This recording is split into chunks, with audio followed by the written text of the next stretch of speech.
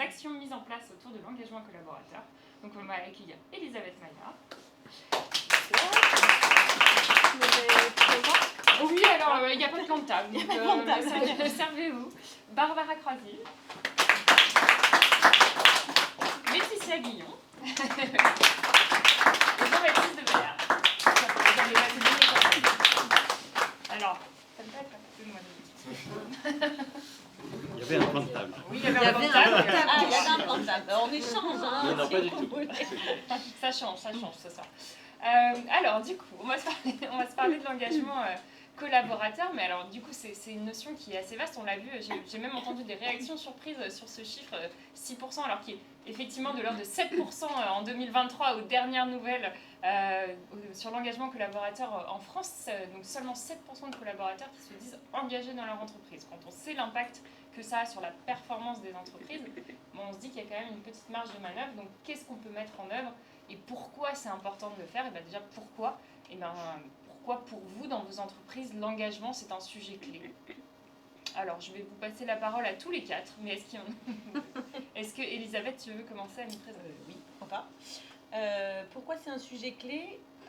D'abord, ce que ça représente, peut-être on n'a pas tous exactement la même définition.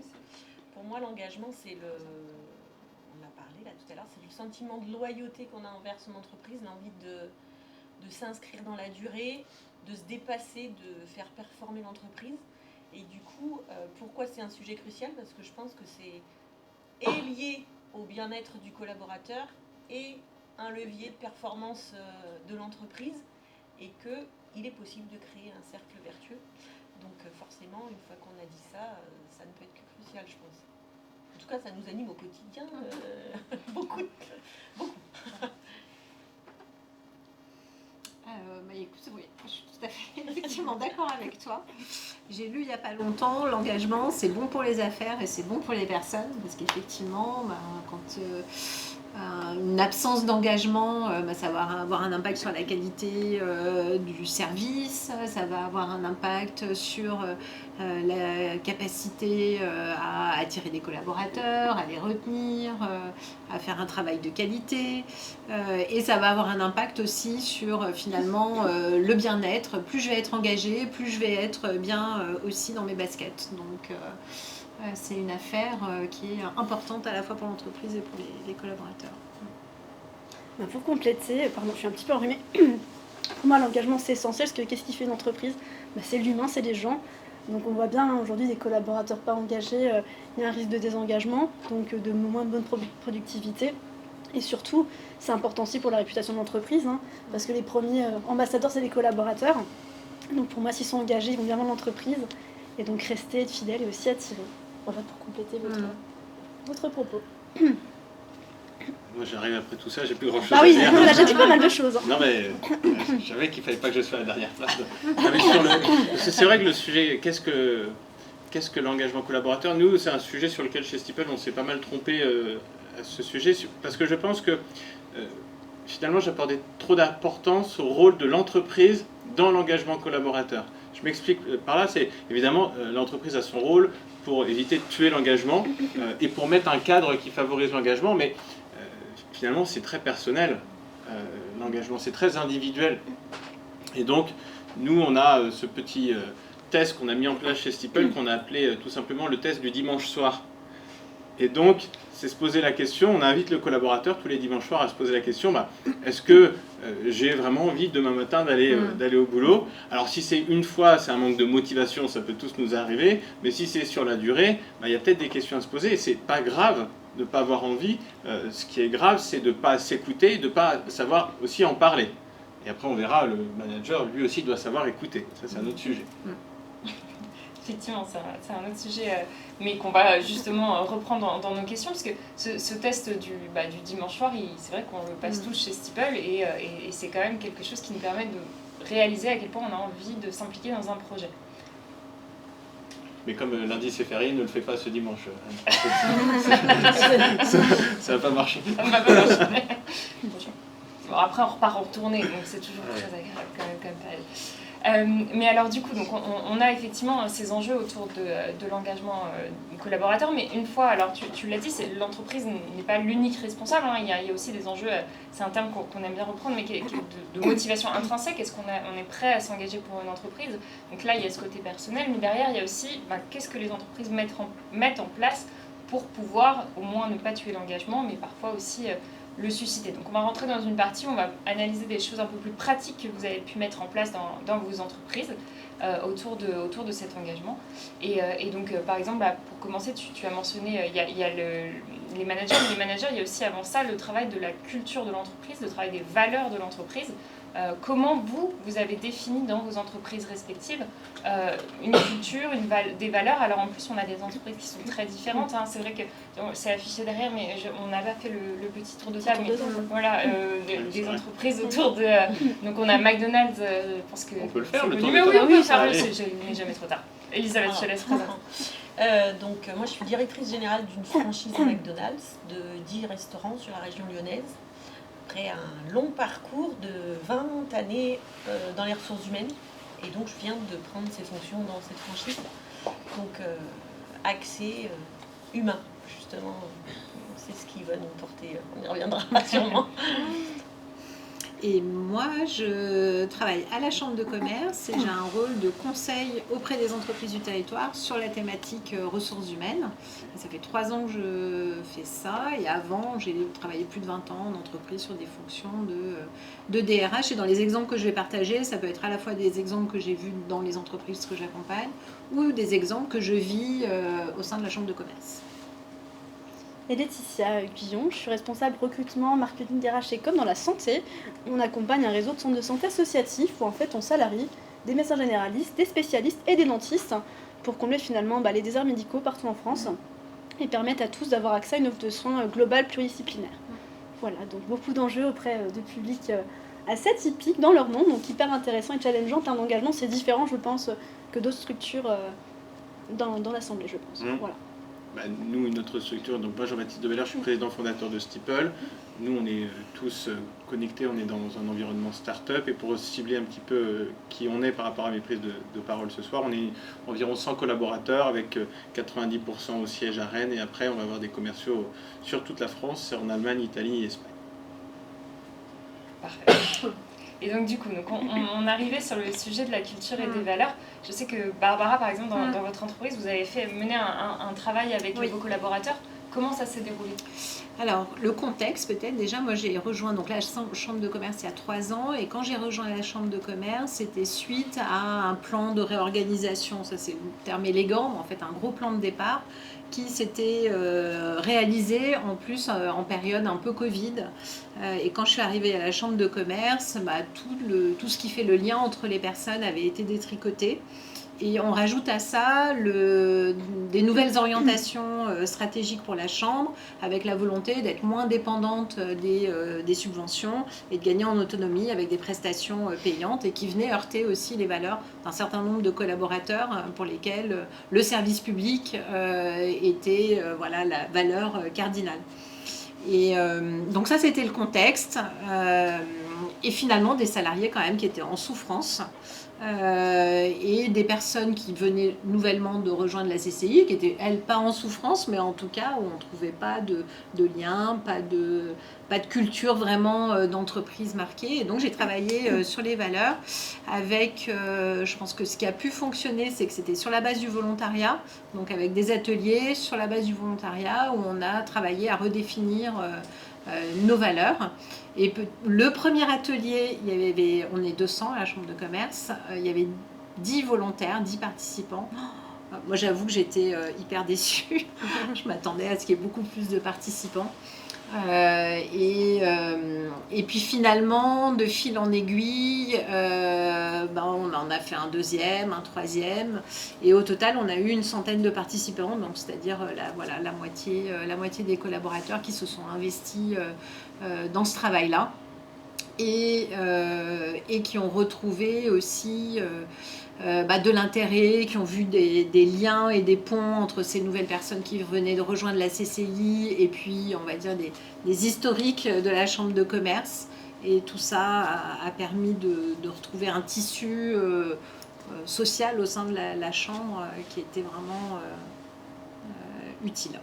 Mais voilà, les clés, volontariat, des ateliers participatifs, animer en interne aussi, je pense que c'était important, plutôt que de faire venir quelqu'un de l'extérieur.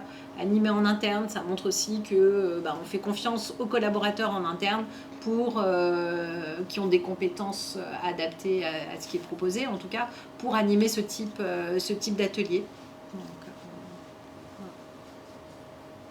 Et chez McDonald's, justement. Donc si on revient sur les valeurs et ce genre de choses.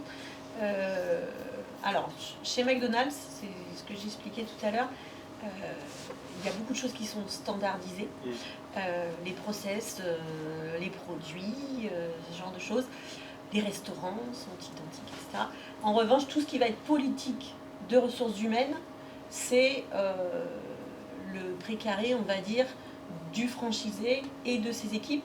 Et du coup, on va avoir autant de politiques ressources humaines que de franchises différentes. Donc, charge à chacun de se démarquer pour faire la différence et conserver les collaborateurs. Donc, nous, on est une jeune franchise, puisqu'on n'a que 5 ans d'existence, comprenant la période de crise sanitaire dans le milieu, donc c'est un peu réduit.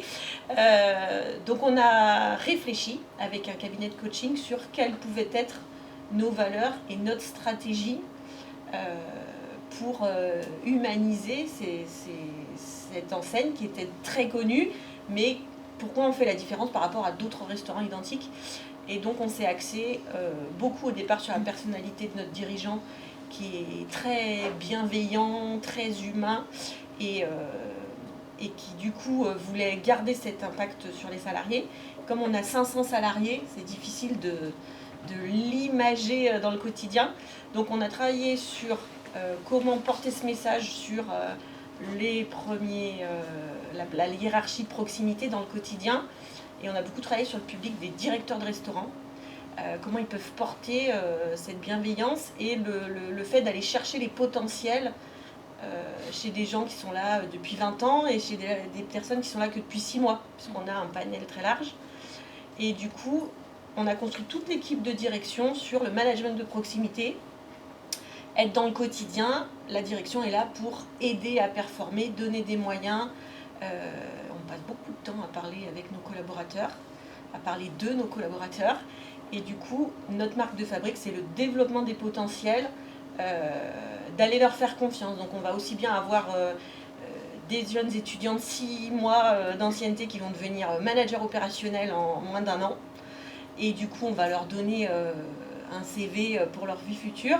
Et puis, on va avoir des gens qui sont là depuis 20 ans, qui font exactement le même métier depuis 20 ans, qu'on a fait passer directeur adjoint et qui ont explosé leur potentiel et qui sont aujourd'hui nos collaborateurs les plus engagés. Donc, on ne se ferme pas de porte, en fait. Il faut s'adapter en permanence aux collaborateurs, à ce qu'il a besoin de trouver. Ça prend du temps et de l'énergie, mais on a des belles réussites de temps en temps, c'est bien. Voilà. Ouais. Juste pour ajouter une petite chose, nous pour le coup c'est beaucoup plus compliqué parce qu'on est parti, donc juste pour expliquer un peu le contexte, on a un réseau de centres de santé national. Chaque centre en fait est une association à part entière. Donc c'est un réseau qui est groupé mais indépendant. Et en fait ce qui est compliqué dans l'engagement collaborateur, c'est qu'on est sur des profils de praticiens, donc qui ne parlent qu'entre médecins. Et du coup on ne peut pas mettre en place des choses peut-être comme dans vos structures qui fonctionnent bien sur de la fonction support ou dans ce type de typologie de profession. Et en fait, ce qui est intéressant, sans faire de promo chez PTP Participle, c'est de mettre en place un outil. Avant, j'ai pas multiplié après, je pensais. Non, mais pour expliquer, ça c'est bien parce que ça va être un fort enjeu Steeple l'année prochaine, un énorme enjeu dans nos plans stratégiques 2025. En fait, comment on crée du lien entre tous ces centres qui sont partout en France, sur des profils du coup qui n'ont pas d'adresse mail. Parce qu'un médecin, il est à son cabinet de consultation, il reçoit ses patients, il n'est pas là-dedans, quoi. Il n'est pas dans, comme nous, l'intranet, etc., les réseaux sociaux, il n'est pas dessus. Et donc, ce qui permet finalement de créer une adhésion au niveau de la culture d'entreprise, de montrer un peu ce qu'on fait au niveau du réseau, la ville et chaque centre, et qu'ils puissent parler entre eux, parce que grâce à Steeple, en fait, on a créé des groupes par profession et par centre, et un groupe général. Pour l'instant, on a très peu animé, parce qu'on a lancé fin juin chez vous, il y a eu l'été, et donc là, on est en train de créer tout plein de contenus pour créer cet engagement, mais juste pour un peu apporter une nuance, un panorama des entreprises. C'est tellement, je trouve, aussi interdépendant d'une profession, d'une sensibilité, qu'on ne peut pas engager pareil. Et on essaye de mettre en place des choses pour faire témoigner nos collaborateurs, mais les médecins, ils ne veulent pas être filmés, en fait. Ils ne veulent pas être pris en photo. Ça ne les intéresse pas. Donc c'est comment, en fait, on arrive finalement à dire, ok, vous aimez ce que vous faites, ça vous plaît le concept, parce que nous, c'est un concept, en fait, où ils ne font pas d'administratif. Le médecin, le chouchoute, il vient dans le centre, il a son cabinet, son matériel, on gère tout ce qui est accueil, facture, etc. Il gère que le patient. Et du coup, c'est une vraie, on en parlera après, une vraie qualité de vie au travail, pardon. Mais par contre, voilà, c'est des techniques, comment on amène cette culture à l'externe, qui est un peu plus compliqué, je trouve, que dans d'autres fonctions que j'ai fait dans d'autres boîtes précédentes. Et du coup, sans promo, Steeple va vraiment nous aider pour répondre aux besoins. Donc je pense s'outiller, c'est important pour la partie culture et ADN. Mais j'ai pas été payée. Mais j'adore votre produit, donc Tant mieux. voilà. Plutôt une bonne nouvelle, mais justement, en parlant de Steeple, mais alors sans rentrer dans l'outil, mais plutôt de la culture aussi, comment on fait vivre la culture chez Steeple, comment elle se construit? Et puis, qu'est-ce que c'est la culture? Et qu'est-ce que c'est la Parce culture? parce que c'est vrai que finalement, la culture, on ne se pose pas finalement la question quand on va dans un pays. On comprend ce que c'est qu'une culture dans un pays, et surtout on se dit, tiens, je me vois bien y habiter ou je me vois pas y habiter. On s'est déjà fait cette réflexion, oula, c'est bien pour les vacances, mais je repars. En fait, finalement, pour une entreprise, c'est un peu la même chose. Et c'est, vous savez, la culture, c'est un peu quand on va voir son collègue et on lui dit, non, on fait pas comme ça ici. Et donc, c'est la manière dont on a de travailler ensemble. Et nous, c'est vrai que chez Steeple, au début, on était une bande de 10-15 personnes. Et en fait, on a matérialisé cette culture dans ce qu'on appelait un culture book. Donc, et c'était les manières dont on a travaillé, alors à travers des phrases, des mots ou bien des anecdotes, un peu voilà, créer la légende. Et le problème, c'est que cette culture, il ne suffit pas de la définir à un moment, il faut la faire vivre. Et il faut surtout donner un peu une grille de lecture à ceux qui rejoignent. Et ça, on a très mal fait pour les collaborateurs parce qu'on a recruté plein de monde aussi. On a fait passer les effectifs de 10 à 70 en l'espace de 2 ans. Et en fait, on n'a pas réussi à aussi bien intégrer les collaborateurs et à leur expliquer qu'est-ce que ça veut dire.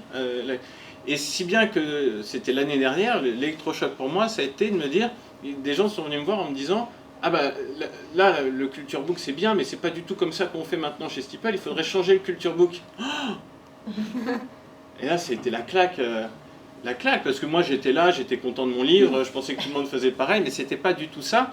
Et en fait, j'ai compris aussi pourquoi, et c'est ce que tu as dit Elisabeth au début, c'est des collaborateurs, si jamais il n'y a pas cette culture et cette adéquation avec la culture, ils vont se sentir mal. Et en fait, nous, on remarquait une forme de désengagement. Alors, je ne savais pas que c'était du désengagement, mais parce qu'en fait, ils étaient dans une entreprise avec une certaine culture, mais on ne leur avait pas présenté comme ça dès le recrutement, et on ne leur avait pas dit que c'était pas comme ça qu'on faisait. Et donc, ce qui se passe, c'est que tout simplement, on a remis un petit peu les choses dans l'ordre, et on a repris la culture de Steeple, et nous, il nous faut de l'agilité, parce qu'on est une petite entreprise et on change beaucoup de choses. Donc, il faut de l'agilité. On a de l'honnêteté qui est une valeur très importante. Moi, je préfère qu'on le dise quelque chose, même si c'est mal dit, plutôt que ce ne soit pas dit du tout. Alors, ça peut être clivant, parce qu'effectivement, ça s'oppose parfois à la bienveillance, même si on peut, honnêteté, bienveillance, on ne va pas faire de débat, mais une culture, on peut l'aimer ou pas l'aimer, mais elle doit être clivante. Et donc, maintenant, c'est pas seulement dire c'est ça notre culture, mais c'est donner les grilles de lecture aux managers et aussi aux recruteurs. Et on a été jusqu'à, on se dit, on veut tel savoir-être chez les collaborateurs qui nous rejoignent, comment on va s'entraîner dans à voir sur un CV ou lors d'un entretien, comment on peut tester ça. Donc l'agilité, c'est quelque chose d'assez simple aussi, et le goût du changement, on le voit dans un CV. Est-ce qu'une personne qui fait 10 ans dans un grand groupe, est-ce qu'elle va aimer qu'on change les process du jour au lendemain? Et c'est un peu comme ça que ça se passe chez Steeple, on change tout le temps. Non, et donc elle va pas se sentir bien. Mais c'est pas parce qu'elle n'est pas bien comme personne, c'est juste parce qu'elle n'est pas adaptée à notre culture. Ça, c'est du boulot. C'est du boulot. C'est du boulot qui implique effectivement déjà de l'analyse de la part de la direction. On a le recruteur, et tu as mentionné aussi les managers. Comment les managers finalement font vivre au quotidien et incarnent ces valeurs. Vous avez parlé d'incarner. Par exemple, chez McDonald's, qu'est-ce que vous avez mis en place pour accompagner vos managers? Alors, si je reprends du coup ce que tu viens de dire, c'est il y a 5 ans, on avait les meilleures intentions du monde, donc on était super fiers de notre stratégie, et on s'est dit, on on va porter nos valeurs, ça va être super bien et tout le monde va être heureux. Et bon, c'est pas le monde des bisounours non plus. Et donc du coup, en fait, il faut toujours être un peu, faire son autocritique en fait. De dire, bah oui, on a des bonnes intentions, mais est-ce que vraiment, au quotidien, on va porter notre stratégie? Est-ce que du coup, on va suffisamment communiquer dessus? Est-ce que tout le monde a bien compris? Entre le dirigeant, directeur général et nos équipiers polyvalents qui sont là 3 mois, 6 mois, comment je fais pour atteindre tout le monde? C'est comme ça qu'on a lancé Steeple, je fais pas de la pub mais quand même. Parce que du coup, ça permet d'atteindre des gens qui sont pas géographiquement au même endroit, qui n'ont pas les mêmes horaires, qui travaillent pas les mêmes jours. Donc on s'est doté d'outils, on s'est construit, on a une équipe de direction de moins de 10 personnes, où on travaille tout le temps ensemble, on est toujours interconnectés les uns avec les autres. Et du coup, on échange beaucoup, tous métiers confondus, des opérationnels, des RH, marketing, etc. Et après, on va beaucoup au contact de nos salariés, en fait. Dans le quotidien, avec nos directeurs de restaurant. Et moi, personnellement, je porte beaucoup la politique sociale de rémunération, ce genre de choses. Je vais aller au contact de mes syndicats, je vais aller au contact de mes managers, de mes équipiers. Je vais leur expliquer pourquoi cette année, on ne peut pas mettre en place telle chose qu'on faisait l'année dernière. Et pourquoi cette année, je ne sais pas, on va s'axer sur... par exemple, ma politique sociale, cette année, elle est axée sur les jeunes parents. Donc, parce que cette année, on a eu peut-être 20 naissances. Donc cette année, peut-être que nos jeunes parents, on a besoin de leur donner un petit coup de boost. Et puis l'année dernière, c'était les abonnements en transport en commun parce que c'était devenu plus cher et trop cher. Donc chaque année, on va essayer de se dire, voilà, qu'est-ce qu'on a fait de bien et qu'on garde, qu'est-ce qu'on n'a pas fait suffisamment, qu'est-ce qu'on a de nouveau dans notre paysage. Et je pense que la clé, c'est de jamais se dire, c'est bien, j'ai mis ça en place, je continue et je fonce. C'est toujours se dire, voilà, est-ce que ça, c'est toujours d'actualité? Est-ce que tout le monde a bien compris? S'ils n'ont pas compris, est-ce que je dois me remettre en question? Donc je pense que quand même, tout à l'heure, tu disais qu'il n'y a pas que l'entreprise, mais si l'entreprise n'est pas engagée déjà elle-même, et si elle ne va pas essayer de comprendre ses collaborateurs, et à un moment donné, on dévie du chemin et on perd des salariés très engagés parfois. Donc je pense qu'il faut toujours se réinventer dans le quotidien. Oui, mais l'entreprise, finalement, c'est les dirigeants et les managers, parce que oui, l'entreprise... Ça fait à peu près 80 personnes, du coup, dans notre structure de 500. C'est du manager qui est au contact direct du collaborateur, l'équipier polyvalent, jusqu'aux dirigeants. Il faut pouvoir les voir dans le quotidien, les comprendre, savoir qu'est-ce qui les anime, leurs problématiques, leur rythme de travail, est-ce que ça leur convient, etc. Faut s'intéresser aux gens, en fait, je pense. Mais c'est vrai, parce que cette histoire de valeurs, ça peut aussi être un piège. Parce qu'on a, si on regarde les valeurs, on a peut-être pas tous les mêmes, mais en tout cas, il y a des mots, des valeurs qui reviennent régulièrement. Mais ce que signifie bienveillance chez toi, la mode, un peu, en plus. c'est pas forcément la même chose à la CCI. Nous, on a, ça fait un acronyme épique, enthousiasme, partage, pragmatisme, intégrité et curiosité. Voilà, ça c'est nos cinq valeurs, mais ce qu'on y met derrière, ça peut être très différent et je ne vais pas mettre la même définition derrière enthousiasme que ce que tu vas mettre toi ou toi. Et donc finalement ça peut être un piège et j'ai repensé à ça là quand tu parlais du recrutement.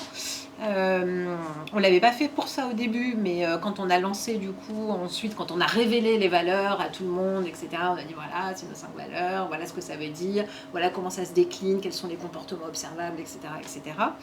On avait fait des petits autocollants, par exemple, je me souviens, la curiosité, c'est une belle qualité, bon, par exemple. Et donc, on a ces 5 autocollants, et en fait, c'est la responsable du recrutement a repris, il reste un petit stock, évidemment, elle les a repris, et quand elle recrute, elle fait tirer au candidat un autocollant, là, au hasard, et elle lui dit, bon, ben voilà, par exemple, si tu tires l'enthousiasme, bon, ben pour toi, enthousiasme, qu'est-ce que ça signifie, comment tu le vois, comment tu le projettes dans le travail, et ça permet d'ouvrir la discussion sur cette thématique-là et d'avoir vraiment un échange et du coup de réajuster en disant bah nous l'enthousiasme c'est pas le baby-foot et l'apéro, c'est plutôt voilà de telle ou telle manière qu'on le vit chez nous. C'est pour ça, pour compléter, je pense aussi qu'il faut l'incarner dès le départ en externe pour le recrutement. Que finalement, la base pour moi, le collaborateur au départ était candidat. Donc il faut attirer finalement à avoir ce côté fit, je trouve, entre est-ce que le candidat match avec notre culture inversement. Et ça s'invente pas. Parce que par exemple, vous pouvez trouver une boîte super et moi pas du tout, parce que finalement, bah non, le temps de travail il n'est pas adapté. Enfin, il faut vraiment, à mon sens, être sur du sur-mesure. Enfin, on parle beaucoup d'individualisation du recrutement ou l'engagement collaborateur et je pense que c'est super important. Et la base, c'est surtout un beau site carrière. Après, moi, de base, je viens de la com, mais avec des vidéos, témoignages collaborateurs, des ambassadeurs qui témoignent, enfin, montrer la réalité du décor sans faire trop être transparent. Et comme ça attire. Il y a des boîtes sur le bassin lyonnais, sans citer personne, mais je me dis, waouh, ils ont une com qui est incroyable et ça donne envie de travailler chez eux. Et dès le départ, je me reconnais, je me connecte. Et du coup, déjà, c'est gagné finalement. Les candidats, ils sont déjà à moitié convaincus, entre guillemets, du chemin. Hein. Et c'est vrai que ça, c'est des choses à mettre en pratique que beaucoup de grands groupes font. Nous, typiquement, en fait, on a une difficulté, on a une petite structure avec des profils différents, un peu plus atypiques. Et du coup, on a du mal aussi à dire, ok, on s'engage pour montrer ça à l'extérieur, montrer ce que vous faites. Et là, il y a un vrai sujet d'adhésion, je trouve, et finalement de traduire ce message en utilité pour eux. Parce que finalement, les médecins, ok, tu recrutes, c'est bien pour le sang, ça fait une équipe, mais c'est pas leur truc, quoi. Et donc c'est là, moi, c'est un peu de piocher ce que je faisais j'ai fait grand groupe, moyenne boîte, ce qu'on faisait en amont, mais on n'est pas comme vous, en fait, à faire une culture box, etc. C'est pas l'ADN. Et donc c'est là toute la difficulté qu'on a au niveau notamment des managers. Nous, c'est pas des managers comme les entreprises. On a un directeur, une directrice de centre qui chapeaute le centre. Et ensuite, en fait, on a au niveau des médecins, un médecin qu'on appelle coordinateur, qui du coup va faire remonter tous les besoins des médecins, également sur le niveau dentaire, à la direction. Et après, on a au-dessus une coordinatrice régionale qui fait remonter également les informations. Donc, on est sur vraiment des strates différents.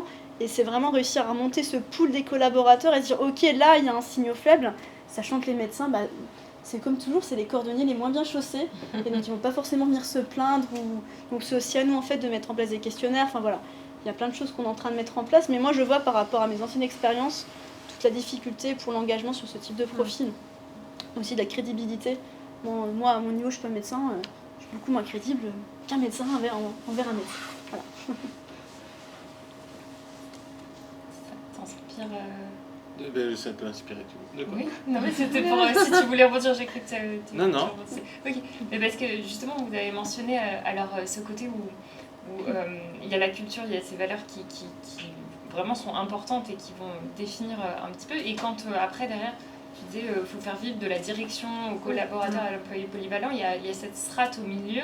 Alors le recrutement peut agir pour identifier les bons collaborateurs, mais ça ne s'arrête pas juste à l'entrée. Derrière, c'est comment dans la durée on va continuer d'engager les collaborateurs. Il y a ce côté managérial et il y a ce côté aussi tout ce que l'entreprise peut mettre en place. Qu'est-ce que par exemple chez Steeple, comment on accompagne l'engagement collaborateur au fil du temps? Déjà, il y a un sujet qu'on a abordé, mais c'est le sujet du manager. Parce qu'on a parlé, tu le disais, eux ils sont en contact et c'est vrai que finalement, moi je me suis fait la remarque, c'est que on fait, et c'est assez étrange, c'est que on fait parfois plus attention à qui on fait rentrer en tant que collaborateur que qui on nomme manager. Alors en tout cas, moi ça a été une problématique chez moi, c'est de se dire, parce qu'en fait on est pressé aussi par le fait de devoir nommer un manager, et si il faut absolument une adéquation totale pour un collaborateur, c'est encore plus exacerbé pour un manager qui va devoir représenter la culture. Et c'est vrai que nous, moi j'ai fait des erreurs en nommant des managers ces dernières années qui n'avaient pas du tout la culture, et là ça a été dévastateur pour l'entreprise. Donc ça c'est le premier sujet, puis après c'est comment on les accompagne, parce que peut-être aussi on n'a pas su les accompagner, à leur donner la formation nécessaire, parce que c'est peut-être pas un nouveau métier en tant que tel, mais en tout cas il y a beaucoup de nouvelles compétences à acquérir sur un temps très court, et je pense qu'il y a notamment un sujet aussi quand on est nommé manager qui n'est pas évident, et surtout quand, je pense aussi à McDonald's où il y a beaucoup, c'est connu pour ça, la promotion interne, c'est comment avant on était collègue, et puis après on passe manager. C'est très compliqué. Ouais. Ouais. Ouais, hein. C'est le positionnement. Et vous les accompagnez? Alors, ils accompagnent. Alors, chez nous, ils rentrent parfois, ils ont 16 ans. Ouais. Donc, et ils peuvent évoluer très rapidement. Alors, pas à 16 ans, hein, mais je peux avoir des managers, le premier grade managérial, on va dire, à 20 ans. Parfois, il y a du potentiel, mais il n'y a pas encore de l'expérience de vie, on va dire. Il n'y a pas toujours une prise de recul. Et ça, c'est compliqué. Et la première difficulté, c'est exactement ce que tu viens de dire. C'est, ils rentrent, ils sont comme au lycée ou à l'université, ils vivent ensemble, ils font la fête ensemble. Et donc, du coup, c'est difficile de dire, maintenant, je suis ton chef. Et à 20 ans, replongez-vous dans vos 20 ans, Oui. je n'étais pas en capacité personnellement de me dire, bon, là, je suis patronne et là, je fais la fête. C'est tout qui se mélange. Donc, nous, on a la chance d'avoir un gros marché. Donc, généralement, quand on commence à promouvoir sur des fonctions avec plus de responsabilités, on va leur dire, ben voilà, on pense que pour toi, pour te positionner, te légitimer, pour t'enlever de la pression, c'est mieux si tu changes de restaurant quand tu vas occuper certaines fonctions. Ouais, c'est trop bien, ça. Donc, quand les gens nous font confiance, au début c'est dur parce qu'ils ont l'impression de quitter une famille. Chaque restaurant, c'est quand même une bulle de famille. Et au bout de 6 mois, ils reviennent et ils nous disent « T'avais raison, Ouais. c'est super. » Et j'ai trouvé une nouvelle famille. Hein. En gros, voilà, ça s'additionne, on va dire. Depuis le post-Covid, la notion de mobilité est beaucoup plus difficile qu'avant le Covid. C'est-à-dire qu'aujourd'hui, je leur propose de faire 10 km pour changer de restaurant. Il n'y a pas de difficulté, il n'y a pas de... Enfin, voilà, ils conservent tous leurs avantages, leur poste, etc. Voilà. C'est parfois impossible pour eux de se dire je vais faire 10 km ou 15 km en plus. Pour eux, c'est quelque chose, c'est non, c'est rédhibitoire. Et du coup, ça nous demande beaucoup plus d'énergie pour essayer de les convaincre que c'est quelque chose qui est bénéfique pour eux dans leur quotidien. Et on n'avait pas envisagé d'avoir des difficultés de mobilité professionnelle sur un si petit périmètre géographique. Pour moi, la mobilité professionnelle, c'est un changement de ville ou presque à l'échelle d'un territoire national. Aujourd'hui, quand on a 20, 25 ans, on se heurte à une difficulté de mobilité à l'échelle d'une seule ville. Et ça, j'ai pas encore trouvé les solutions. J'y travaille, mais j'ai pas trouvé les solutions. Mais en tout cas, la mobilité permet de leur enlever ces difficultés de positionnement. Et pour compléter, peut-être, c'est on peut avoir des très bonnes compétences techniques, mais ne pas avoir de compétences managériales, et ça n'est pas grave. Tout le monde n'est pas fait pour manager. Il faut vraiment avoir la fibre managériale. Alors, il y a plein de personnes qui l'acquièrent au fil du temps, d'autres c'est inné, ils ont plus de facilité. Mais si on met un poste de manager, quelle que soit la hiérarchie, hein, quelqu'un qui n'est pas fait pour manager, on peut le mettre dans une situation de souffrance. Et ça, je trouve que c'est très compliqué, parce qu'il peut même avoir envie d'occuper ce poste pour pouvoir évoluer, pour pouvoir grandir. Et après, c'est difficile de changer le curseur, quoi, de bouger le curseur. C'est le sujet aussi d'apporter des alternatives sur une montée en compétence, sur une expertise et une valorisation de l'expertise dans l'entreprise, ce qui n'est pas toujours le cas. Et ça, c'est quand même très présent dans certaines entreprises. Voilà, je te fais évoluer, c'est super.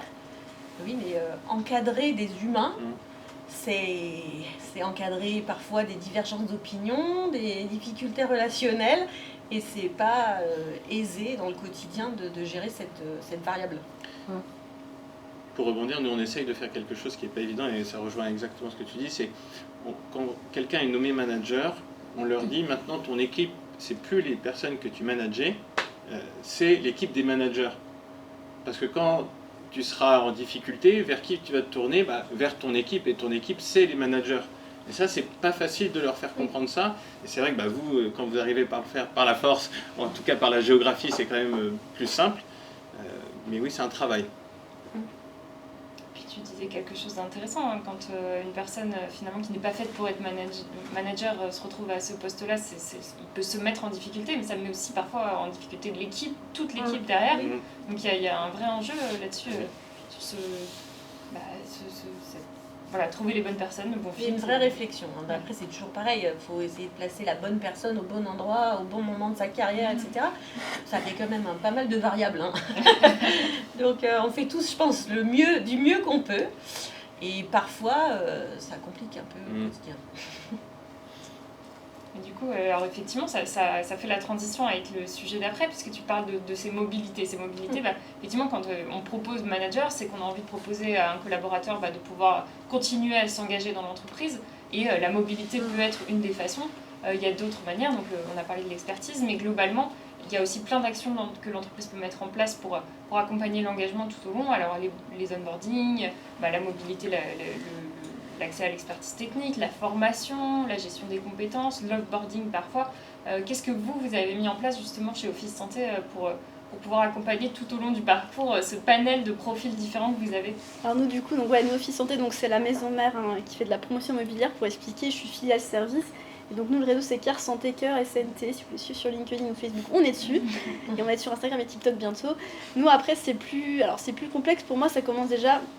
Je suis la partie recrutement, je suis un peu biaisée, mais dès le recrutement, c'est important d'engager avec le pré-boarding, avec donner de l'information sur comment ça se passe en interne. Nous, dès le départ, en fait, après les entretiens et pendant les entretiens, on les met en lien avec toutes les fonctions.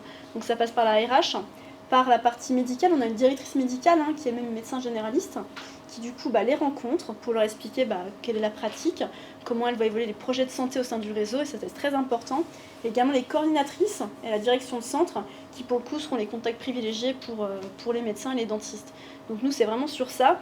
Et après on a commencé à mettre en place un parcours d'intégration, on est encore au début parce que on a tout à mettre en place et beaucoup d'enjeux recrutement, donc les sujets prioritaires étaient le recrutement depuis que je suis arrivée il y a 2 ans. En se disant comment aujourd'hui les médecins, parce que un médecin c'est comme tout le monde en fait, sauf qu'on a tendance à l'oublier parce que c'est pas les mêmes réactions, c'est pas la même attention. Et du coup, comment on les intègre?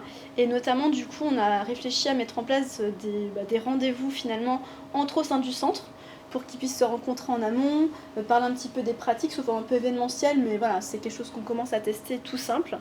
Et après, effectivement, nous, ce qu'on aimerait faire surtout, c'est qu'on puisse les faire plus se partager entre eux.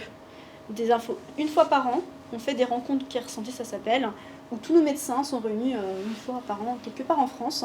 Et donc, il y a double objectif, c'est les faire monter en compétences, qui sont très friands de la formation, les médecins et les dentistes, finalement sur ces thématiques à travers des séminaires, un séminaire sur une journée. Et ensuite, on anime avec des choses plus ludiques pour créer du lien entre eux. Et donc, grâce à Steeple, l'idée en fait de Steeple sur l'année prochaine, c'est qu'ils puissent plus partager leurs problématiques, donc sans aller sur les cas patients, parce qu'on n'a pas le droit, c'est pas un outil médical, mais en tout cas sur comment eux ils exercent, ça dépend sur du conflit, enfin sur plein de thématiques qui eux leur sont assez compliquées au quotidien, même comment moi je suis jeune médecin demain, j'arrive dans une équipe pluridisciplinaire, comment je m'intègre avec des médecins plus anciens, est-ce que je suis légitime, etc. Donc pas mal de questions différentes de nous finalement que nous posons.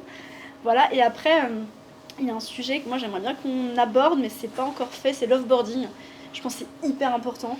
On ne sait pas demain ils peuvent revenir. Aujourd'hui, on vient, c'est comme ça, c'est la loi du marché. Et finalement, nous, alors malheureusement, aujourd'hui, on a un taux de turnover qui est assez élevé. On a constaté ça là, récemment. Et du coup, moi, je trouve ça dommage parce qu'on a beaucoup de mal à recruter. C'est un parcours du combattant tous les jours et un challenge, parce qu'ils sont nulle part. Ils sont pas, les offres, ça marche pas, voilà. Et donc finalement, c'est comment on peut accompagner à la sortie parce que peut-être potentiellement ils vont revenir. Donc là, je vois avec mon DG ce qu'on pourrait mettre en place à ce niveau-là. Nous, on fait rien d'extraordinaire entre guillemets parce qu'on débute sur toutes les réflexions. Par contre, on doit les tourner différemment en termes de stratégie parce qu'ils sont pas du tout sensibles comme vous et moi, quoi. Et comment du coup vous arrivez à les accrocher au recrutement? Alors, on a tous entendu parler des déserts médicaux et qu'on s'y heurte quotidiennement. Ouais, j'imagine. Et comment on arrive à attirer? Moi, ça me paraît super. J'adorerais travailler dans la tu peux venir, hein. Mais comment on accroche des personnes qui travaillent en libéral dans leur cabinet, donc qui sont pas du tout sur les mêmes types d'outils? Parce que nous, du coup, c'est du salariat. Je sais plus. Ouais, j'ai précisé, j'ai un doute. En fait, la difficulté déjà, c'est de finalement expliquer ce qu'est le salariat. Parce qu'on peut se méprendre, mais les médecins, pour eux, le salariat, c'est pas bien en fait. En fac dentaire, je prends l'exemple de la bouche dentaire, ils disent n'allez pas dans les centres dentaires. Nous, on n'est pas un centre dentaire, on est un centre de santé en loi 1900, donc associatif, en secteur 1. Secteur 1, en gros, c'est que vous et moi, tout le monde peut venir, il n'y a pas de supplément à payer. Donc c'est ouvert à tout type de patientèle. Nous, c'est vraiment un côté très humain. On n'est pas sur on n'impose pas un nombre de consultations de l'heure. Donc ça, c'est hyper important. On gère tout l'administratif, donc un médecin, il n'a pas la contrainte de l'accueil, de l'URSSAF, il est en CDI statut cadre. Qui se centre sur Il le se centre soin. sur lui, sur le soin. Et en fait, c'est aujourd'hui un médecin, moi j'ai mon beau-frère qui est médecin, je vois, il passe un temps sur l'administratif, mais plutôt que soigner, quoi. Bon, lui, il aime bien être libéral, après c'est un choix personnel, donc il y a aussi une sollicitation au niveau des écoles, mais les facultés de médecine sont très compliquées à avoir. Moi j'ai tenté, je tente, j'ai même été à Lyon avec mon sac à dos, étudiante et tout. Bon, c'est compliqué de les chercher. Nous, les arguments, c'est pas d'administratif dans les grandes lignes. Équipe pluridisciplinaire, donc c'est-à-dire aujourd'hui, il y a du médecin G, du spé, parfois du dentaire. Et donc un médecin G, imaginons, je sais pas, il y a un patient qui a un problème cardiaque, il y a le cardiologue qui est là, donc il passe, hop, la balle au confrère, et ils peuvent parler en fait du cas patient entre eux. Ils font des réunions qu'on appelle pluridisciplinaires, l'exercice coordonné, et en fait le fait qu'il y ait tout un écosystème, ils sont pas tout seuls. Et ça c'est super que par exemple pour les jeunes médecins, on a un centre sur Lyon à Confluence, ils sont hyper contents parce qu'ils peuvent demander aux médecins un peu plus âgés, tiens là j'ai un cas, t'as déjà vu, donc vraiment ils sont en équipe, donc il y a le côté équipe. Et après effectivement notre vrai argument c'est qu'aujourd'hui un temps plein chez nous pour un médecin c'est 3,5 jours. Donc en fait après il est libre, il peut mixer l'activité, se dire ok je fais chez Tiers Santé, je vais à l'hôpital en mix, on a une cardiologue qui fait ça, et donc ça c'est une souplesse. Pareil au niveau des horaires, on est très flexible. C'est sûr si le centre de santé il est complet, après la personne qui arrive en dernier doit s'adapter. Mais par exemple quand on ouvre un centre, en fait vous le travaillez quand, combien d'heures, on n'impose pas, on a un minimum d'heures, idéalement une quinzaine d'heures minimum pour les médecins G, mais encore une fois on s'adapte, et donc ils sont vraiment accompagnés. Mais après ce qui est compliqué c'est surtout, moi je le partage, c'est on a plein de beaux messages par rapport à la concurrence qui finalement est très agressive, et ils forcent un nombre de patients par heure et nous on n'est pas là-dedans. C'est pas l'usine chez nous, vous venez, vous c'est soigné convenablement dans des bonnes conditions, et surtout qu'on a tout l'équipement adapté, ça ils n'ont pas à investir. Mais après ce qui est compliqué c'est comment déjà on va faire passer ce message auprès des médecins. Parce que pour le coup moi je suis formatrice à côté en inbound recrutement, comme on recrute sans chasser, j'essaie de mettre en place ma stratégie d'inbound, sauf qu'en fait, je ne sais pas si vous voyez les bas de tunnel, on s'écarte un peu du sujet, mais on a la communication assez globale qui attire la population, à la fin on a l'expertise. Et moi, vu que mes médecins ne veulent pas participer, je ne mets pas mon expertise au niveau de mes articles, mes témoignages, donc je suis en train de batailler en interne. Et finalement, en fait, c'est trouver où ils sont, parce qu'ils sont nulle part les médecins. Donc on a plein d'arguments, mais c'est déjà, il faut que ça arrive à eux. Et donc nous, la première difficulté, c'est le quotidien, c'est je fais beaucoup de campagnes digitales, je teste des choses tout le temps, et on essaie de créer un réseau d'ambassadeurs, très compliqué aussi à mettre en place, parce que c'est pas les mêmes codes. Mais du coup, là, vous allez donc vous engager presque autour du sens, vous revenez à l'essentiel du métier c'est ça. Et ce côté humain. Et à la CCI, par exemple, vous avez aussi travaillé sur le parcours du collaborateur. Vous, comment vous l'avez abordé ?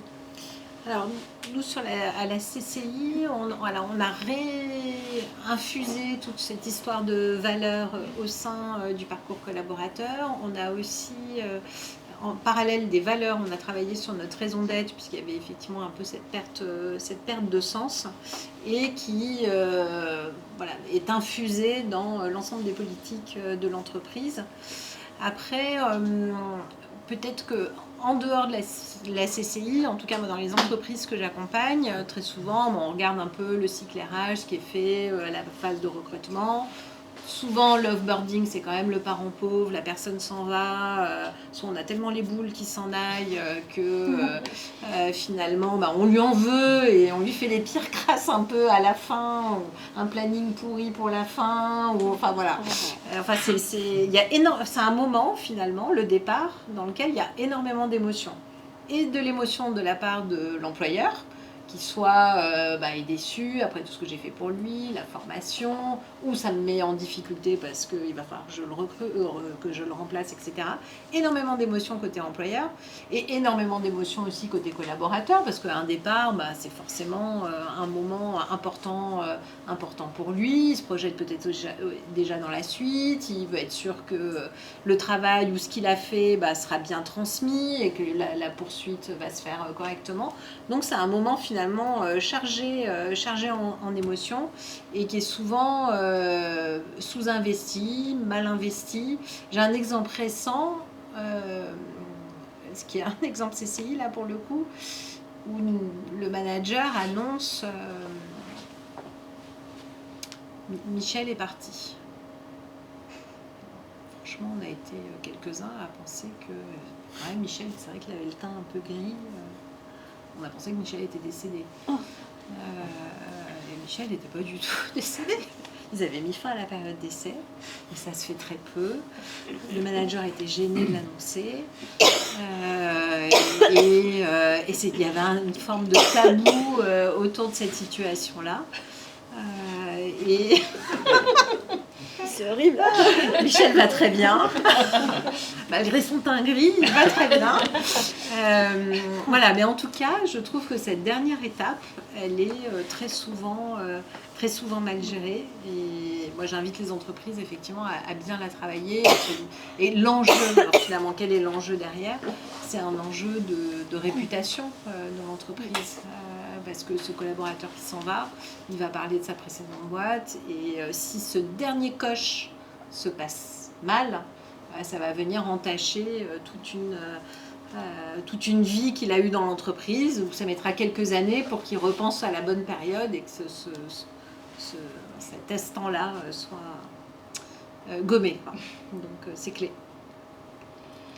Ça me fait penser. J'ai une question à toutes les trois et ça me fait penser à tout ce que vous dites par rapport à l'offboarding.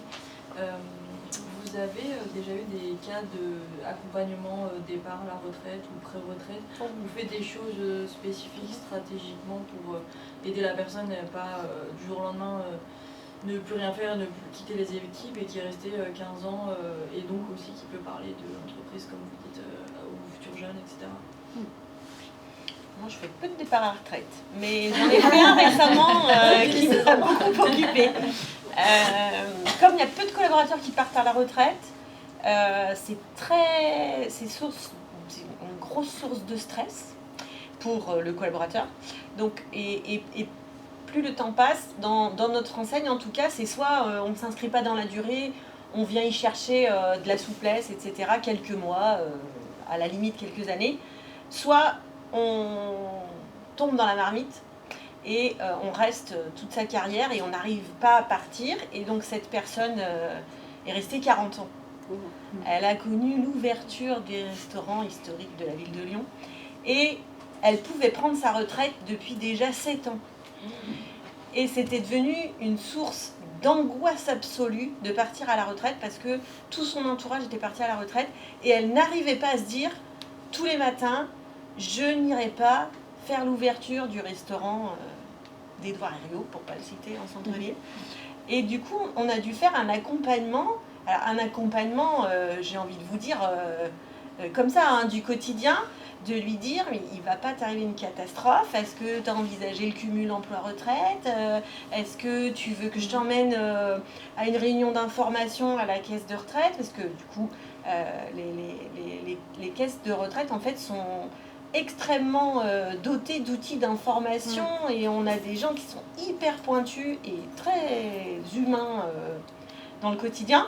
Et du coup, ça avait atteint un tel stade que j'ai dû monter moi-même son dossier de retraite, ce qui n'est pas du tout censé être mon quotidien. Mais après, on se heurte parfois à un problème de digitalisation des outils quand on parle à la retraite. Et du coup, cette personne, pendant 6 mois, je l'ai eue tous les jours au téléphone. Et je l'ai encore eu hier au téléphone. Et là, aujourd'hui, elle partait en croisière avec ses copines. Et tout va bien. Et la transition a fini par se faire. Mais il a fallu des années pour lui dire il ne va pas arriver de catastrophe, mais tant que tu veux rester, tant que tu te sens bien, reste. Il y a toujours de la place.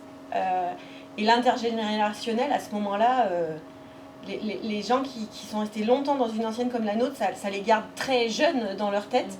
Et du coup, ils aiment ce contact de la jeunesse.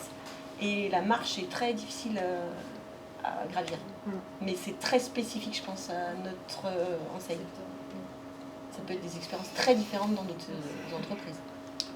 Je vois un peu ce déni. Enfin, récemment, là, une entreprise dans laquelle j'étais là, il y a 2 semaines, qui m'indique effectivement que quelqu'un doit partir à la retraite, très bien, et qu'est-ce que vous envisagez pour la suite? J'envisage de lui proposer de continuer à travailler pour nous ponctuellement sur certains projets, et du coup, voilà, ça serait à la fois utile pour l'entreprise et probablement pour lui, d'accord, et du coup, qu'est-ce qu'il en pense? Vous l'avez rencontré? Non, ok. Et il part quand? 31 décembre, ok. Et là, l'autre collègue dit, et à partir du 8 décembre, en fait, il est en congé. Et donc, l'employeur avait monté tout un schéma, tout en disant, il va revenir ponctuellement, comme ça, il va se mettre en auto-entrepreneur. Et il n'en avait toujours pas parlé au collaborateur qui, le 8 décembre, part en congé, et le 31, il est à la retraite.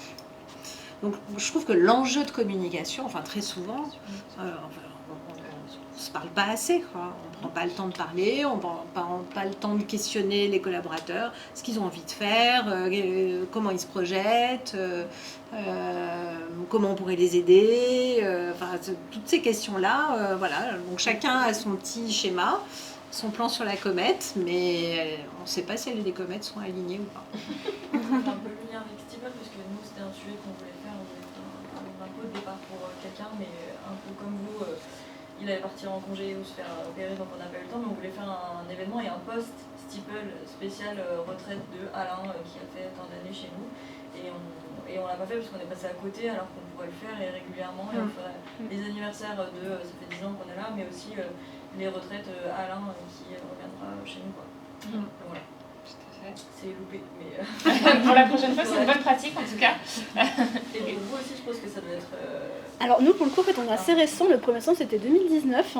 Et que je suis arrivée il y a 2 ans. Et là, on est passé de 3 en 2019 à 12 là cette année et 30 d'ici 2026. Moi, j'ai des cumuls emploi-retraite. Donc j'aurais peut-être le cas, mais pour l'instant, j'ai pas eu de départ du coup en retraite. Les médecins, ils veulent bosser. Ouais.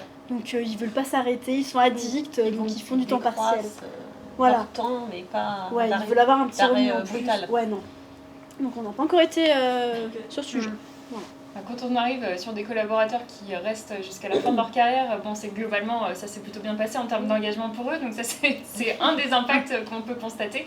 Et justement, pour conclure un peu, avant de passer à un échange plus direct avec chacun d'entre vous, est-ce que vous auriez en une phrase avec des points-virgules, j'accorde, un peu un regard sur l'impact déjà que le travail que vous menez sur l'engagement collaborateur a dans vos entreprises? Ça les fidélise, tout simplement. Enfin, moi, je pense, on n'en a pas forcément trop parlé, mais moi, je trouve c'est dommage aux entreprises. On ne fait pas nous, donc mauvais exemple, mais dès que quelqu'un arrive, il faudrait faire un vrai test de personnalité pour comprendre la personne. Et pour le coup, le rôle des managers, ça se dit, ok, chaque personne, elle aime ça, elle fonctionne comme ça, tu la motives comme ça, c'est comme ça qu'on engage. Enfin, moi, je vois, j'ai qu'une alternante avec moi pour l'instant, mais j'essaie de comprendre comment elle était. Quand elle est arrivée, j'ai fait toute un petit mise en scène, j'ai fait un petit machin. C'est comme ça qu'on retient les gens en comprenant comment ils sont. C'est un peu comme un couple, si vous connaissez bien, ça marche. Si vous communiquez pas, ça marche pas. Donc moi, vraiment, mon mot, c'est fidéliser. Et surtout, c'est rendre heureux les gens. Parce que pour moi, on passe beaucoup trop de temps au travail. Et entre guillemets, il faut qu'on soit bien. Et on parle de nous autour de soi. Ça fait du bouche-oreille, ça fait de la cooptation. Enfin, voilà, pour moi, l'engagement, c'est un tout. Ça permet que la boîte, elle fonctionne bien, qu'elle tourne bien. Et surtout qu'on ait une belle image d'employeur. Et je pense qu'aujourd'hui, beaucoup, surtout la génération Z, et pas que, cherche du sens et de l'utilité. Et ça, c'est vraiment quelque chose qui, à mon sens, c'est des sujets où on a besoin de travailler et surtout de communiquer autour de ça. Parce que chaque personne est utile. Moi, je parle un tout petit peu. On a des secrétaires. Et quand il n'y a pas de secrétaire, ça ne tourne pas le centre. Parce que les médecins, il n'y a pas de secrétaire, je suis perdue. C'est des profits qui partent pour 50 € de plus. Donc c'est comment j'avais les engager, les mobiliser et faire qu'en fait elles se sentent bien intégrées. Parce qu'elles sont face à des patients toute la journée qui parfois peuvent crier. On a déjà eu quelqu'un qui voulait frapper. Enfin, voilà, c'est comment finalement j'accompagne. Donc on a mis en place une formation pour accompagner sur la gestion de la patientèle, sur la partie conflictuelle. Et grâce à ça, on engage et ça tourne, quoi. Moi, je pense qu'il n'y a pas de petit maillon, c'est toute la chaîne de tout le monde qui fait que ça fonctionne bien. Donc, il faut vraiment qu'on pense à tout le monde et pas qu'à la direction, pas qu'au manager. Mais pour moi, le rôle du manager, c'est vraiment, il faut qu'il connaisse tout le monde. Comme si c'était son petit copain, sa petite copine. Voilà. C'est le mot de la fin. Alors moi sur l'engagement, je dirais 2 choses. Il y a à la fois on a parlé de l'engagement au niveau individuel et que c'était une affaire personnelle et que chacun on va dire voit midi à sa porte. Et l'engagement, c'est aussi une affaire collective. Et on va s'engager dans un collectif et on va s'engager pour un projet d'entreprise, quelque chose qui voilà, nous donne envie de s'investir, d'avancer, de se développer, de collaborer avec des collègues. Et ce fameux projet d'entreprise, je trouve qu'il est souvent sous-investi, sous-communiqué. Et dans beaucoup de boîtes, il n'y a que le dirigeant qui connaît le projet d'entreprise et les autres ne connaissent pas. Et ça, je trouve que là, on perd un levier d'engagement énorme dans le volet engagement collectif, du collectif. Mais le cap, c'est super important. Hein. Enfin, pardon, pour moi, c'est la base, en fait, la vision. Je vois pas, au départ, on est tout content parce qu'on intègre l'entreprise, mais à un moment donné, c'est ok, je vais vers où et comment j'évolue et comment je m'intègre dans ce projet. Et parfois, alors moi, je vois pour le coup dans ma filiale, hein, donc pas au niveau des centres, moi j'ai dit à mon DG, mais ok, on a un cap, mais chacun individuellement fait son truc de son côté, donc ça fonctionne pas. C'est comment chacun, on peut travailler ensemble et comprendre les problématiques. Parce qu'une petite boîte, bah, je pense, toi c'est pareil, Stéphane, dans ce sens un peu plus, mais comme petite boîte, chacun a des missions et chacun a son scope. Et donc ça communique pas. Donc si on met pas en place une communication, une vision, des scénarios pour dire ok, on en est là, ça on a réussi, aussi saluer les réussites, parce que je trouve qu'on n'a pas assez tendance à dire bravo, merci, c'est bien, tout est acquis, on n'a pas dit donc c'est que c'est bien, mais non, aujourd'hui, notamment les jeunes, ils ont besoin de dire ok, c'est bien, merci, t'as bien travaillé. Et moi, c'est mon alternante, moi j'adore, mais elle me dit bah merci parce qu'au quotidien, tu me dis quand c'est bien, quand c'est moins bien, culture du feedback. Et c'est super important. Voilà, j'ai fait une petite aparté, pardon. Mais non, mais je trouve que c'est trop important de comprendre les gens en fait. On ne s'intéresse pas assez aux gens, globalement dans les boîtes.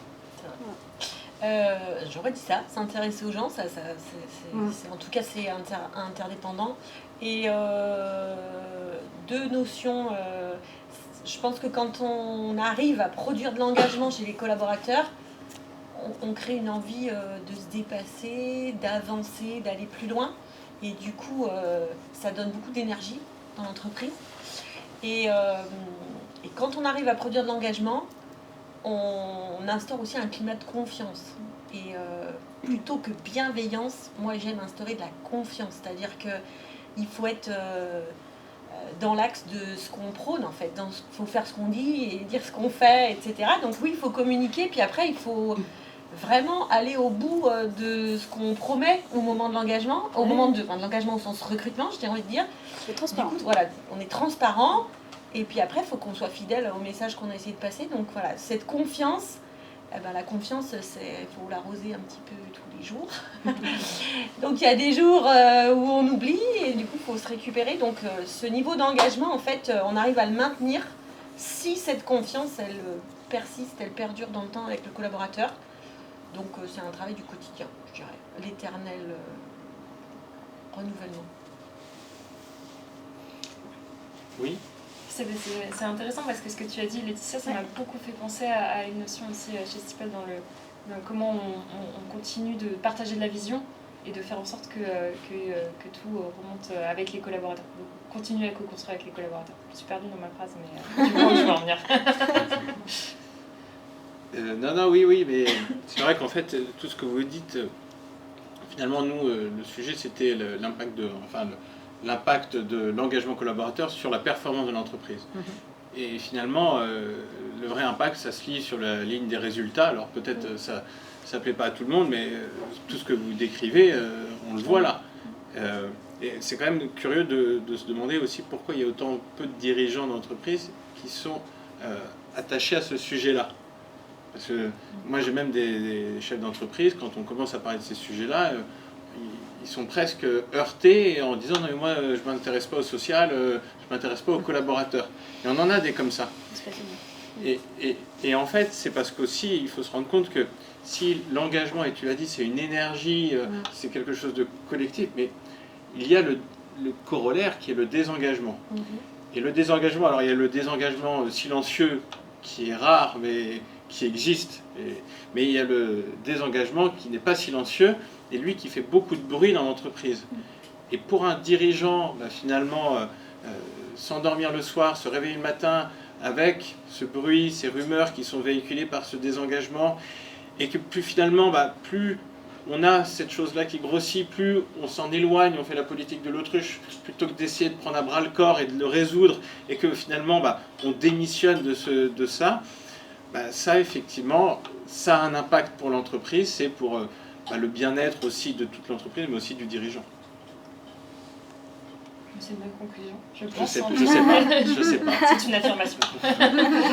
et du coup, on va pouvoir passer à un moment qui est aussi tout intéressant, puisque du coup, là, ces questions-là, moi, je vous les avais déjà présentées. Alors maintenant, on va passer aux questions qui sont celles peut-être que vous pouvez avoir ou poser. Alors Marie, il y en a peut-être d'autres. Voilà. N'hésitez pas si vous avez des questions à poser collectivement. Et sinon, après, on aura aussi un temps individuel autour d'un petit verre à côté. Je ne sais pas si c'est une question, mais je vais rebondir sur pas mal de choses. Et merci déjà à tous les quatre, parce que je venais en imaginant connaître plein de choses sur l'engagement et la culture d'entreprise, et j'ai appris vraiment beaucoup de choses. Et je vais rebondir sur quelque chose. Alors, je travaille pour un cabinet de recrutement. Ça a son intérêt, parce que moi, mon quotidien, c'est d'échanger avec des présidents, des fondateurs, des DG, des managers qui recrutent. Les problèmes de l'engagement, à chaque fois, je l'ai, et Jean-Baptiste, je le rejoins sur la manière dont ils peuvent le présenter. La quête de sens au travail aujourd'hui, ils me saoulent un peu tous. J'aurais acheté un baby-foot, j'ai ouvert le télétravail. En fait, j'ai vraiment cette impression-là. Tout à l'heure, tu parlais de l'engagement collaborateur, il est intimement lié à la culture de l'entreprise. Je n'avais jamais effectivement donné autant d'importance à ce parallèle-là, mais en fait, vraiment ce soir, c'est d'illuminer en fait ma réflexion sur le sujet. Parce qu'en fait, moi, au quotidien, j'ai des managers ou j'ai des DG qui en fait, font ce qu'on leur dit de faire. À la semaine de 4 jours, c'est tendance. On va faire pareil, on va attirer. On n'arrive pas à recruter, on n'arrive pas à fidéliser. Donc en fait, ils embauchent des gens qui les rejoignent pour des raisons personnelles, en principe. J'ai envie de travail, j'ai envie de la semaine de 4 jours. Et ça marche oui, durant 6 mois, 1 an. Enfin, aujourd'hui, le télétravail, avec Ubisoft et compagnie. Parce que peut-être qu'aux fondamentaux, je reprends l'exemple du Culture Book, peut-être que dans les fondamentaux, l'équipe dirigeante, l'équipe managériale a essayé de se pencher sur la quête de sens au travail, mais aux antipodes de leur propre culture. Et donc, à un moment, ça ne matche plus, ça ne marche pas, et on fait fausse route. Et quand tout à l'heure, tu parlais de ne pas hésiter à être clivant, Laetitia, je sais qu'on parle souvent de marque employeur tous deux. C'est vrai que la marque employeur, c'est super, c'est génial. C'est rarement clivant, la marque employeur. Mais quand est-ce qu'un candidat, en allant sur une page de marque employeur, se dit « Oh là, ça c'est pas pour moi, ciao ». Voilà. Non, mais c'est génial. Tu vois, tu vas mettre ça en avant. Ici, mais non, oui, mais même tu peux dire ici, il n'y a pas de télétravail. Et au contraire, parce que nous, c'est de l'humain, c'est de l'échange. Ouais. Alors tu peux, c'est là où c'est vrai que le recrutement depuis 5 ans, Si vraiment tu vas au bout de la démarche, mais je vois ce que tu veux dire, si on va dans l'excès, là c'est sûr que tu passes à côté de plein de choses, mais il y a un vrai accompagnement managérial là-dessus, sur effectivement cette transition et ce rapport au travail. On parlait de génération tout à l'heure, est-ce qu'il est générationnel ou pas, j'en sais rien, en tout cas il est porté par une génération, c'est sûr, toutes les autres générations ensuite l'adoptent. Mais il y a une vraie transition qui à mon avis n'est pas hyper bien comprise. Tu vois, je te suis là-dessus. En fait, par exemple, si tu dis, ok, nous, le télétravail, on n'est pas très pour. Pourquoi ? Parce qu'en fait, on privilégie l'informel dans l'entreprise. Mais dans ces cas-là, que tu n'es pas un patron qui arrive en salle de pause et dit, qu'est-ce que vous faites toujours en pause ? Tu vois, c'est aussi l'alignement qu'il faut avoir qui est intéressant. Franchement, l'exemple, je ne fais pas la pub pour le cabinet, un super cabinet de recrutement. Vous avez une très bonne com sur ça. Laetitia. Non, sincèrement, une com vraiment top. On a envie de bosser chez toi. Merci. Et tu vois, mais à une époque, on s'est, parce qu'on a aussi confronté à la concurrence bien grossi, donc il a fallu qu'on recrute des consultants en recrutement, donc on fait la concurrence des cabinets. Et qu'est-ce qu'on va faire ? On va proposer finalement une super marque employeur, une belle culture de travail, et puis des horaires un peu plus souples. Dans le cabinet de recrutement, vous travaillez tous en recrutement, les candidats, on les top avant 9h du matin, entre midi et 2 et après 18h. Normalement, dans ces métiers-là, on ne compte pas nos heures. À un moment, on s'est dit, vas-y, on va proposer des horaires vraiment de toute façon fixes, et on va changer en fait cette culture de travail, cette culture d'entreprise qui était clivante pour beaucoup de monde, mais en fait ça gênait pas grand monde non plus. Les gens qui adhéraient à cette culture-là, pas d'horaire, c'est un peu le job. On a on a passé un an ou deux un peu plus compliqué. Et on ressentait la frustration des patrons, la frustration des managers qui regardent la montre à 18h et si tout le monde s'en va, à quel moment on appelle les candidats? Et les résultats, à un moment aussi, tu as raison, ça parle. Donc après, on a vachement travaillé sur ces cultures. Alors nous, on a travaillé sur les valeurs, mais en fait, je pense qu'effectivement, le terme, c'est plutôt la culture. Tous les recrutements, ensuite, on remettait vraiment en avant cette valeur travail. C'est un peu vieille France quand je dis ça, mais en fait, voilà, le principe d'un cabinet de recrutement, tu ne peux pas faire autrement. Donc c'est clivant, c'est pas clivant, on peut accepter que ça ne plaise pas à certains, mais si tu viens chez nous, effectivement, il faudra que tu acceptes ça, parce que c'est que comme ça qu'on y arrive. Voilà, bon, bref, en tout cas, c'était pour partager, mais très intéressant. Mais tu poses le deal au moins, c'est bien dans le sens où tu montres ce qui va se passer. Après, il y a des gens, ça les gêne pas de faire plus d'horaires, c'est vraiment aussi très personnel, hein, je trouve. Moi, j'aime bien prendre un exemple, parce que j'ai une amie qui travaille chez Mars, le groupe américain, et en termes, alors pour le coup, je trouve que c'est un exemple, c'est même pas une promo, c'est incroyable ce qu'ils ont mis en place. Eux, typiquement, ce qu'ils incarnent, enfin, ce qu'ils proposent, ils l'incarnent en interne. Typiquement, c'est pas des collaborateurs, chaque personne, c'est un associé. Et déjà, dans la démarche, c'est pas la même chose, c'est une histoire d'équipe. Et eux, en fait, ils ont mis en place toute une politique RH, mais un truc de fou, hein, en termes de communication interne, d'événements d'entreprise, de valorisation, dans leur, dans leur intéressement, il y a vraiment un pourcentage qui est dédié au développement personnel. On vous dit, ok, dans ton scoring, comment tu t'es cette année en fait développé, qu'est-ce que tu as appris en plus. Et donc ça force aussi le collaborateur à se dire, ok, je vais aller sur ça, là je suis un peu moins bon. Et en fait, ils ont mis en place une culture du feedback incroyable. Hein. Donc, il faut, c'est pareil dans le scoring, c'est dedans, faire un feedback, même s'il est négatif, mais bien de manière bienveillante. Et ils fidélisent, mais c'est impressionnant. Bon, il y a une très bonne petite rémunération aussi. Mais pour dire, après, c'est les grands groupes, c'est pas les mêmes moyens.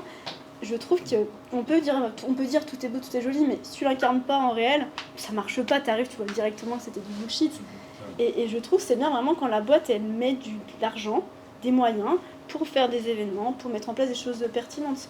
Et eux, ils ont un taux de turnover super faible. Hein. C'est un grand groupe, bien sûr, hein.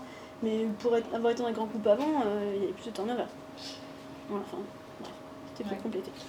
C'est effectivement un bon exemple. Et du coup, si ça vous convient et tout, ce que je vous propose, c'est qu'on poursuive l'échange autour d'un verre. Hein, puisque, ça t'a donné faim? Ouais, ça donne soif de parler. Hein, on est d'accord. Allez, c'est parti. Merci aux intervenants.